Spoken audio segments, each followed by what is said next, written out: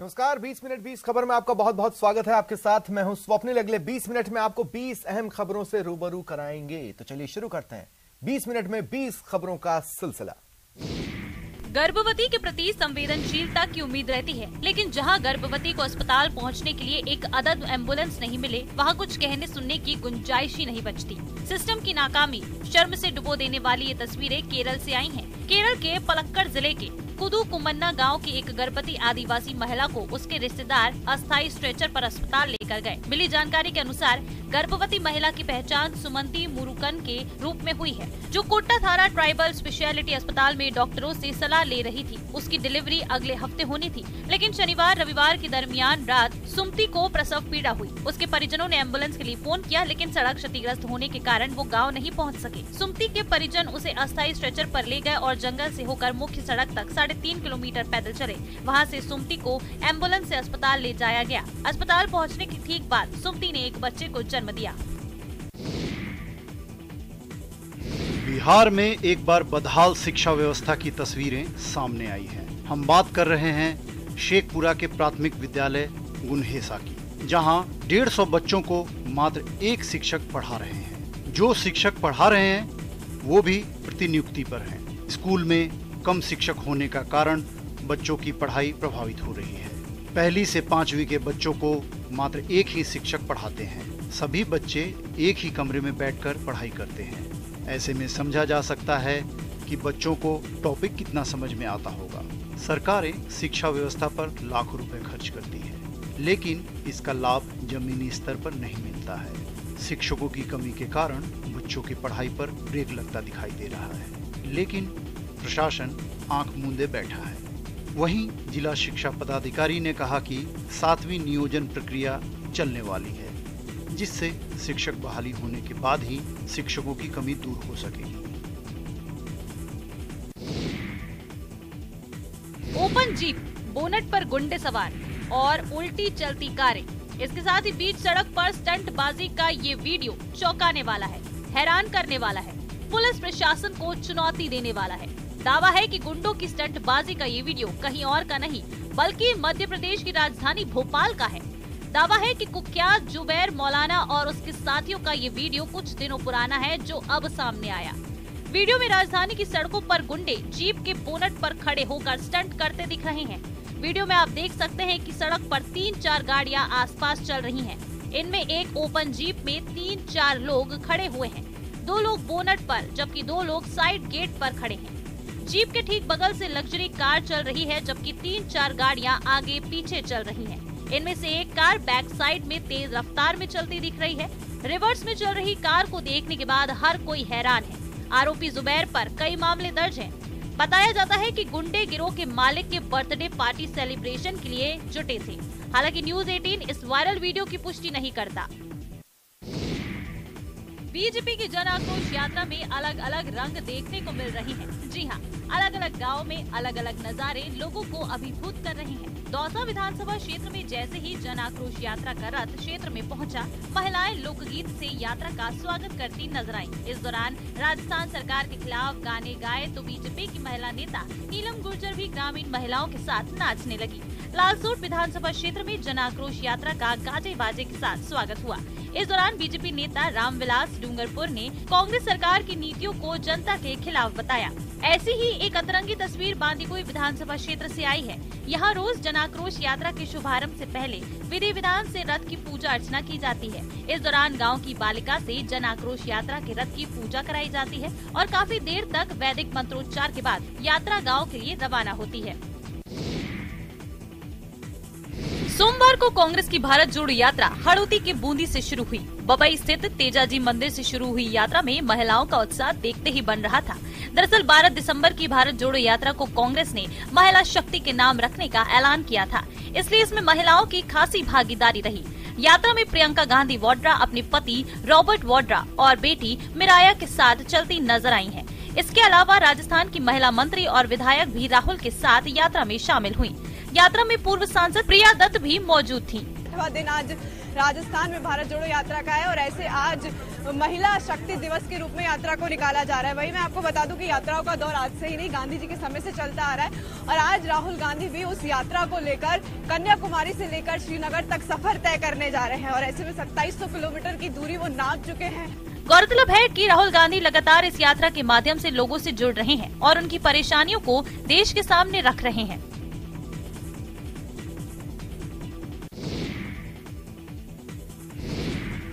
चौदह दिसंबर को राहुल गांधी की भारत जोड़ो यात्रा दौसा पहुंचेगी। ऐसे में भारत जोड़ो यात्रा की व्यापक तैयारियां की जा रही हैं। विधानसभा क्षेत्र में जगह जगह हरे भरे पौधों के गमले लगाए जा रहे हैं। 15 दिसंबर को यह यात्रा नांगल प्यारी वास में ठहरेगी। ऐसे में नांगल प्यारी वास में मीणा हाईकोर्ट नामक स्थल पर भव्य सजावट की जा रही है। चारों तरफ हरा भरा वातावरण बनाने के लिए हजारों की संख्या में पेड़ पौधे मंगवाए गए हैं, जिन्हें राहुल गांधी की आगवानी में जगह जगह रखे जाएंगे। कांग्रेस नेता राहुल गांधी भारत जोड़ो यात्रा लेकर सवाई माधोपुर आ चुके हैं और उनका अगला पड़ाव दौसा जिला है और हम ये तस्वीरें आपको दिखाने की कोशिश कर रहे हैं। दौसा में उच्च स्तर पर तैयारियां चल रही हैं। राहुल गांधी के स्वागत की ये तैयारियां हैं। यहाँ पर ये पेड़ पौधे जो प्लांट हैं यहाँ पर लगाए गए हैं।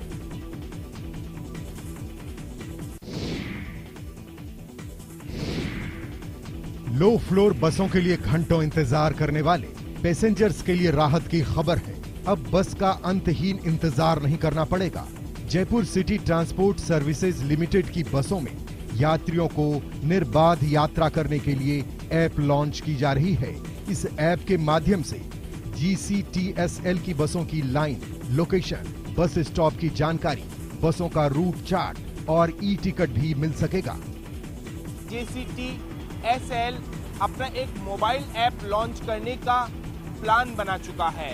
आप देख रहे हैं अभी हम लाल कोठी बस स्टॉप के ऊपर हम मौजूद हैं और यहाँ पर जो पैसेंजर्स हैं वो बस का इंतजार कर रहे हैं, लेकिन उन पैसेंजर्स को ये नहीं मालूम है कि जो उनके जो रूट की बस है वो कब तक आएगी। इसी सुविधा को आसान करने के लिए GCTSL ने एक ऐप बनाया है। आप ये देख रहे हैं कि किस तरीके का ये जो ऐप है, ये अभी हालांकि जो ऐप है पूरी तरीके से एंड्रॉइड बेस्ड ये ऐप है। छत्तीसगढ़ के कांकेर में पेंगोलिन की तस्करी करते वन विभाग की टीम ने पति पत्नी और दामाद सहित 5 लोगों को गिरफ्तार किया है। आरोपियों ने पेंगोलिन का सौदा 12 लाख रुपए में किया था। हालांकि अभी ये पता नहीं चल सका है कि आरोपी उसे किसे बेचने जा रहे थे। बताया जा रहा है कि पेंगोलिन एक किसान के खेत में पहुंचा था, जिसे आरोपियों ने पकड़कर रख लिया और उसका सौदा कर दिया। मिली जानकारी के मुताबिक कोयली बेड़ा के गांव कतरू कुरुश बोड़ी निवासी किसान सहदू राम और उसकी पत्नी दसरीबाई ने खेत में मक्का बोया है। कुछ दिन पहले उसके खेत में एक पेंगोलिन पहुंच गया। उसे देख किसान सहदू राम ने पकड़ लिया और घर में रख लिया। भोजन के तौर पर दंपति उसे अंडे दे रहे थे। इसके बाद पेंगोलिन के बारे में उन्होंने सुकमा के पालारास निवासी अपने दामाद देवानंद को जानकारी दी। पेंगोलिन के बारे में सुनकर आरोपी देवानंद ने उसे बेचने की साजिश रची। इस साजिश में अपने 2 साथी राजेंद्र राजपूत और धनवीर को भी उसने शामिल किया। तीनों पेंगोलिन लेकर कार से भानु प्रतापपुर की ओर निकले। इस बीच वन विभाग को सूचना मिल गई और उन्होंने ग्राहक बनकर आरोपियों से संपर्क किया। साथ ही एक टीम ने आरोपियों का पीछा शुरू किया। वो खंडी नदी के पास पहुंचे ही थे कि टीम ने घेर कर उन्हें पकड़ लिया। देश में पाई जाने वाली लगभग 1200 प्रजातियों की चिड़ियों में शामिल गिद्धों की संख्या तेजी से घटी है। कई खूबियों से भरपूर गिद्धों को संरक्षण देने के लिए सरकार इनकी गिनती कराती रही है। गुजरात सरकार भी गिद्धों की गिनती में जुटी है। गिर फॉरेस्ट के अंदर गिर पूर्व वन विभाग और तुलसीश्याम रेंज में इस गिद्ध यानी वल्चर्स का एस्टिमेशन चल रहा है, उसका वस्ती अंदाज चल रहा है। हमारे एरिया में व्हाइट बैक वल्चर्स और इंडियन वल्चर्स, जिसको गिरनारी गिद्ध कहते हैं, उसका रिकॉर्ड हमने लिया है और उसके पॉपुलेशन का हम गिनती करने का प्रयास कर रहे हैं। गौरतलब है कि देश में 8 प्रकार के गिद्ध पाए जाते हैं। ये काले, कत्थई और सफेद रंग के होते हैं, जिनकी उम्र 50 से 60 वर्ष तक होती है। गिद्ध पैनी नजर का पक्षी है। गिद्ध ऊंचे पेड़ों पर रहते हैं और अंडे देते हैं। सबसे ज्यादा पाए जाने वाले सफेद पीठ वाली मादा गिद्ध एक बार में एक ही अंडा देती है। अंडा सफेद रंग का होता है, जबकि गोबर गिद्ध अक्सर 2 अंडे देती है। सुबह और शाम के समय में भोजन के लिए ये निकलते हैं। कुछ दशक पहले तक इनकी तादाद बेशुमार थी, लेकिन अब ये विलुप्त हो गए हैं। गौरतलब है कि गिद्ध मुर्दाखोर पक्षी है जो केवल मरे हुए जानवरों को झुंड में खाता है और संक्रमण फैलने से रोकता है। घनी आबादियों में भी किसी जानवर के मरने या मांस के लोथड़े नजर आने पर इनके झुंड मंडरा पड़ते थे, लेकिन अब ये ढूंढे नहीं मिलते।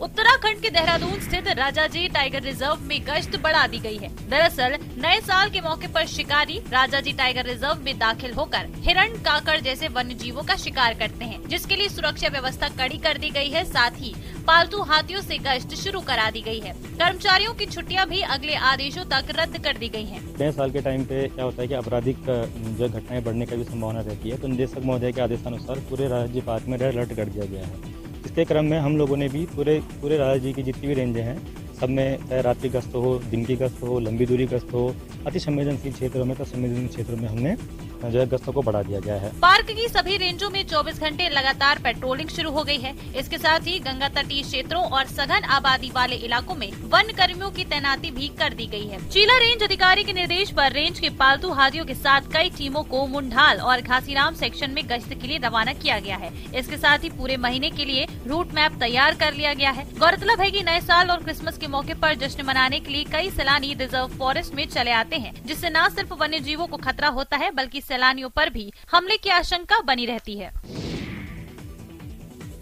बदलते जमाने में लड़कियां लड़कों को टक्कर देती हुई नजर आ रही हैं। समाज में न सिर्फ लड़का लड़की के बीच का भेदभाव मिटता जा रहा है, बल्कि रीति रिवाज भी बदलते नजर आ रहे हैं। अब तक जहां दूल्हे घोड़े पर बैठकर बिंदौरी निकालते थे, वहीं 12 जिले की दुल्हन ने दूल्हे के साथ साथ घोड़े पर बैठकर बिंदौरी निकाली। बिंदौरी के अगले दिन दुल्हन बुलेट पर सवार होकर दूल्हे से शादी रचाने स्टेज पर जा पहुंची। खास बात तो ये है कि दुल्हन की एंट्री भी रीति रिवाजों के साथ स्टाइलिश अंदाज में हुई है। दरअसल छपड़ा के चंद्रशेखर कॉलोनी के रहने वाले गोविंद जांगीड़ की बेटी कामेक्षा की शादी छपड़ा के ही धन्ना नगर के रहने वाले सुनील जांगीड़ से हुई। शादी से पहले 8 तारीख को बिंदौरी निकाली गई। इसमें दूल्हा अपने घर से घोड़ी पर सवार होकर आधा किलोमीटर दूर दुल्हन के घर पहुंचा। कामेक्षा भी अपनी बिंदौरी में घोड़ी पर सवार हो गई। दुल्हन के घर के बाहर से दूल्हा और दुल्हन दोनों ने ही घोड़ी पर सवार होकर अहिंसा सर्कल तक बिंदौरी निकाली। इसमें दोनों ही परिवारों के लोग शामिल रहे। सर्दी का मौसम आते ही लोगों की भूख कुछ ज्यादा ही बढ़ जाती है। खास तौर पर मीठा, चटपटा और तीखा खाने में लोगों को ज्यादा मजा आता है। ऐसी ही एक डिश है दूध और जलेबी, जिसे खास तौर पर सर्दी में जरूर खाया जाता है। तस्वीरें हिल स्टेशन माउंट आबू की हैं, जहां कड़ाके की ठंड पड़ रही है। यहाँ सुबह खेतों में बर्फ जम रही है, जो पर्यटकों को रोमांचित कर रही है। मुझे भी बहुत अच्छा लग रहा है। बहुत ठंड है लेकिन चलता है। आप कहाँ से हैं? गुजरात से, बड़ौदा से। बड़ौदा की सर्दी और माउंट आबू की सर्दी में काफी वेरिएशन रहता है। उस सर्दी को कैसे एंजॉय कर रहे हैं आप? बड़ौदा में इतनी ठंड नहीं होती, माउंट आबू में बहुत ठंड है। राजस्थान और गुजरात के बॉर्डर पर सिरोही जिले में स्थित मरुधरा के पर्वतीय पर्यटन स्थल पर पर्यटकों की रेलमपेल से पर्यटन व्यवसाय से जुड़े कारोबारियों के चेहरों पर मुस्कान दौड़ गई है। इस बार सर्दी के मौसम में यहां पर्यटन की बम्पर सीजन के आसार जताए जा रहे हैं। माउंट आबू की फिजाओं में गुलाबी सर्दी के बीच धुंध देखने को मिल रही है। पर्यटक इन नजारों को देखने के लिए सुबह सुबह ही नक्की झील पर आ डटते हैं। बॉलीवुड के किंग खान कहे जाने वाले शाहरुख खान लंबे अंतराल के बाद अपनी फिल्मी करियर फिर से शुरू करने जा रहे हैं। ब्रेक के बाद शाहरुख खान की पहली फिल्म पठान जल्द ही सिनेमाघरों में रिलीज होने वाली है। पठान की रिलीज से पहले शाहरुख माता वैष्णो देवी के दरबार पहुंचे। बॉलीवुड सुपरस्टार ने मां के आगे माथा टेककर अपने भविष्य के लिए आशीर्वाद मांगा। रविवार रात 8 बजे शाहरुख अपने दोस्तों के साथ कटरा के एक निजी होटल पहुँचे। इस दौरान शाहरुख खान ने काला चश्मा और मास्क पहना हुआ था और अपने आप को पूरी तरह से ढका हुआ था। शाहरुख खान अपने साथियों के साथ रात 10 बजे कटरा से दरबार के लिए रवाना हुए और रात 12 बजे माता वैष्णो के दरबार में हाजिरी लगाई। इस दौरान शाहरुख खान के कुछ फैंस भी शाहरुख का पीछा करते और उनकी एक झलक पाने के लिए बेताब दिखे। बॉलीवुड एक्टर के साथ सुरक्षा के कड़े इंतजाम भी नजर आए। शाहरुख खान 25 जनवरी को 4 सालों के बाद अपनी नई फिल्म पठान में नजर आने वाले हैं। नेपथ्य में हनुमान चालीसा और सड़क पर शस्त्र का प्रदर्शन। बच्चों के हाथों में लहराते हथियारों की रफ्तार देखिए। हम सबका सौभाग्य है, बाबा महाकाल की नगरी में बाबा महाकाल हमको प्रेरणा देते हैं। प्रातः ब्रह्म मुहूर्त में हम सब भले घर में सोए हैं, बाबा महाकाल का प्रांगण जैसा जागृत रहता है। ये तस्वीरें एमपी के उज्जैन की हैं, जहां कोठी रोड पर राहगिरी का आयोजन किया गया। शहर की कई प्रतिभाओं को अपनी कला दिखाने का अवसर मिला। 8 मंचों के कलाकारों ने अपनी प्रतिभा का प्रदर्शन किया। लोगों ने सेहत के लिए भ्रमण करने के साथ ही आयोजनों का भी आनंद उठाया। रविवार को आयोजित राहगिरी में तरणताल से कोठी तक खेल कूद, गीत संगीत, नृत्य, योगा सहित बच्चों और युवाओं के लिए कई पारंपरिक खेलों का आयोजन हुआ। आपको बताते चले कि राहगिरी ऐसा मंच है जहां कलाकार अपनी प्रतिभा का प्रदर्शन करते हैं। इसमें गीत संगीत की सरिता बहती है। नृत्य, मिमिक्री और दूसरी विधाओं में होनहार अपना हुनर दिखाते हैं। अपने परफॉर्मेंस से लोगों को मंत्रमुग्ध करते हैं।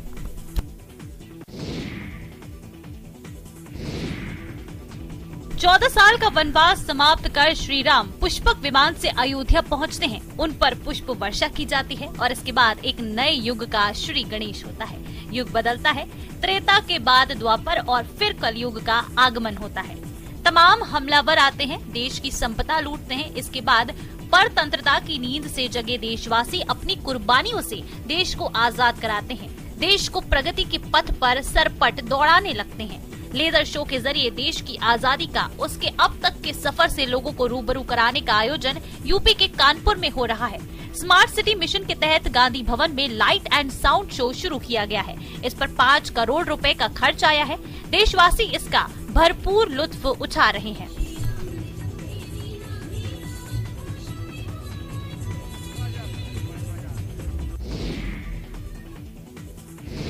मध्य प्रदेश की राजधानी भोपाल में घोड़ों की रफ्तार, साहस और रोमांच का खेल घुड़सवारी की नेशनल जूनियर चैंपियनशिप सोमवार यानी कि 12 दिसंबर से शुरू हो रहा है। देश भर में यहाँ 200 खिलाड़ी और घोड़े आए हुए हैं। रॉयल माने जाने वाला ये गेम सीखना जितना मुश्किल है उतना ही महंगा भी है। इस गेम में आने वाले खर्च के बारे में कम ही लोग जानते हैं। ट्रेनिंग से लेकर डाइट तक में इसमें हजारों रुपए खर्च होते हैं। प्रतियोगिता में जीत हार का फैसला तो बाद में होगा, लेकिन उसके पहले जरूरी ये जान लेना भी है कि रेस जितनी रोमांचकारी है उतनी ही मुश्किल और महंगी भी है। ऐसी प्रतियोगिता के लिए घोड़ों के खान पान का खूब ख्याल रखा जाता है। जयपुर से भोपाल आई सेकेंड ईयर की छात्रा ज्योति अपने घोड़े को सिल्वर स्टिक नाम से बुलाती है। उसे एसी में रखा जाता है। उसे हिमालय फीड देती है। 18 साल का सिल्वर जिस भी इवेंट में जाता है मेडल जीत कर ही लौटता है। वो एशियन गेम्स की ट्रायल जीत चुका है। भरपूर मात्रा में प्रोटीन, घी, गुड़, सरसों का तेल, चना, जौ, चोकर सहित अन्य पोषण युक्त भोजन घोड़े को रोज दिए जाते हैं। इरादे पक्के हो तो मंजिल मिल ही जाती है। मुश्किलों को हार माननी ही पड़ती है। बिहार के कटिहार की दिव्यांग यशोदा के संघर्ष की कहानी इसी बात को साबित करती है। जाबाज यशोदा की कहानी उन लोगों के लिए प्रेरणा है जो छोटी छोटी मुश्किलों में ही हार मान लेते हैं। दरअसल नगर क्षेत्र के बगवाबारी मोहल्ले की रहने वाली यशोदा अपने 2 पैर और 1 हाथ ट्रेन की चपेट में आकर गंवा चुकी है। अपने हौसले की उड़ान के बल पर कॉलेज की राह के लिए निकल चुकी है। ये संघर्ष कोई एक दिन का नहीं है, बल्कि हर रोज वो इस शारीरिक दिव्यांगता के बावजूद अपने दैनिक कार्य पूरे करने के साथ साथ पढ़ाई लिखाई भी करती है। यशोदा कहती है कि कोचिंग जाने के दौरान ट्रेन की चपेट में आने से वो 2 पैर 1 हाथ गंवा चुकी थी। 3 महीने से भी अधिक लंबे इलाज के बाद उन्हें जिंदगी तो मिली है, मगर जीवन का एक बड़ा हिस्सा अंधेरे में डूब गया था। लेकिन यशोदा ने हार नहीं मानी और अपने हौसले से हर परेशानी को हरा दिया। इन्हें आस है तो सरकार की मदद की। सिद्धि सदन गज वदन विनायक, कृपा सिंधु सुंदर सबलायक, मोदक प्रेम मृद मंगल दाता, विद्या बारदी बुद्धि विधाता। सोमवार को पुष्य नक्षत्र पर गजानन महाराज का पंचामृत अभिषेक किया गया। पिंक सिटी में गणेश जी महाराज के मंदिरों में प्रथम पूज्य का पंचामृत अभिषेक किया गया। सिंदूर धारण कराया गया। नवीन पोशाक धारण कराई गई। गणपति सहस्त्रनाम मोदक अर्पित किए गए। अपने आराध्य की एक झलक के लिए मोती डूंगरी गणेश मंदिर में श्रद्धालुओं का सैलाब उमड़ पड़ा।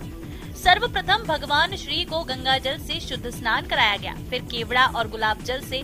इसके बाद 151 किलो दूध, 21 किलो दही, 5.25 किलो घी, 21 किलो भूरा, शहद, केवड़ा और गुलाब जल से यहाँ अभिषेक किया गया। 11 बजे भगवान गणेश जी को गणपति सहस्त्रनाम से 1008 मोदक अर्पित किए गए।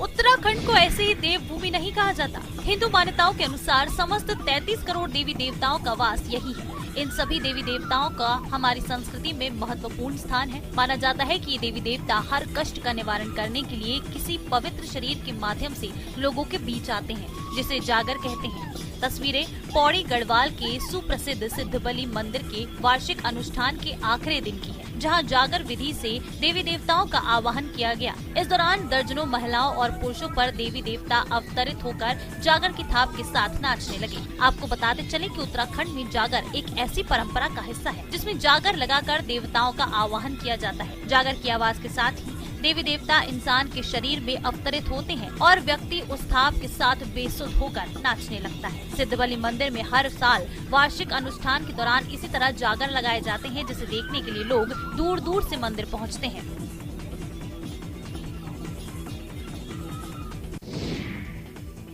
ये वो दर है जहां हर मुराद पर मुहर लगती है। दुनिया भर में माहिम का हजरत मखदूम फकीर अली माहिमी की दरगाह मशहूर है। यहाँ पर जिसने भी मत्था टेका उसे बाबा का आशीर्वाद मिला। लोगों के अनुसार बाबा की मजार पर मत्था टेकने और पलकों पर मजार की चादर लगाने से दिल को सुकून मिलता है। ऐसा लगता है जैसे बाबा ने शरीर का दुख हर लिया हो। शहंशाह मखदूम हजरत फकीर माहिम क्या ये 609वां उर्स मुबारक है। और यहाँ पे सबसे पहली बात तो आप ये देखे जाएंगे कि हिंदू, मुस्लिम, सिख, ईसाई हर मजहब के कौम के लोग यहाँ पर आते और सरकार से फैसले लेके जाती है। मखदूम अली माहिमी को देश का पहला टिप्पणीकार माना जाता है। उन्होंने पाक कुरान को उर्दू और फारसी भाषा में सरल शब्दों में लिखा। माहिम दरगाह पर हर साल 10 दिनों का मेला लगता है। इसमें देश भर से श्रद्धालु आते हैं। माहिम दरगाह पर पुलिस वालों की असीम श्रद्धा है। यही वजह है कि मेले में सबसे पहले मुंबई पुलिस दरगाह पर चादर चढ़ाती है। कहा जाता है कि जब पहले समुद्री रास्ते से कोई जहाज आता था तब बाबा पुलिस को बता देते थे कि कौन से जहाज में माल है और किस में नहीं। बाद में अंग्रेजी शासनकाल में पुलिसकर्मी किसी मुजरिम को नहीं पकड़ पाते थे तो वो बाबा से उसे पकड़वाने की मन्नत मांग बैठे थे और वो पूरी भी हो जाती थी। तब से पुलिस वाले माहिम के बाबा को अपना मददगार मानते हैं। यही वजह है कि मुंबई पुलिस हर साल माहिम की पीर हजरत मखदूम शाह की दरगाह पर उर्स के कार्यक्रम की शुरुआत में तोपों की सलामी देती है।